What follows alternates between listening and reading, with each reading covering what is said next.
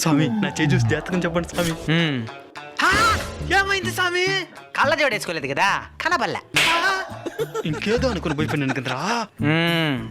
3 కొడుకులు 4 కూతుర్లు 5 భార్యలు. 5 మందా? ఈ విషయం నా భార్యలకే తెలీదు, నీకే తెలిసిపోయింది స్వామి. రేఖ రాసి మరి చూపిస్తున్నదా మూర్ఖ. బతుకంతా బాగానే ఉంటది కానీ సావు మాత్రం కుక్క సావు చేస్తావు. దానికి స్వామి? అమ్మా నాయన్ని అనాథాశ్రమంలో వదిలేస్తుంటావు కదా. అవును స్వామి. నచ్చబెడతా ఉన్నారు, దానికైనా తరివేనా? 5 మంది పిల్లలు మాత్రం నచ్చబెట్టలే. ఫు. ఈ క్షణం అమ్మా నాయన్ని తీసుకొచ్చి ఆనందంగా చూసుకున్నావంటే బాగుపడతావు, లేదంటే సర్వనాశనం అయిపోతావు. ఇప్పుడే మాత్రం స్వామి. అమ్మా నాయనా. నిజంగానే ఆయన జాతకం ఆ విధంగా ఉందా స్వామి? వాళ్ళ తల్లిదండ్రులు వాడి కోసం సర్వస్వం త్యాగం చేస్తుండారు. ఒక్క అబద్ధం వల్ల వాళ్ళకి మంచి జరుగుతుందంటే చెప్పడంలో తప్పులేదు కదా. తల్లిదండ్రులను సేవిస్తే తన బతుకు కూడా బంగారుమయమవుతుంది.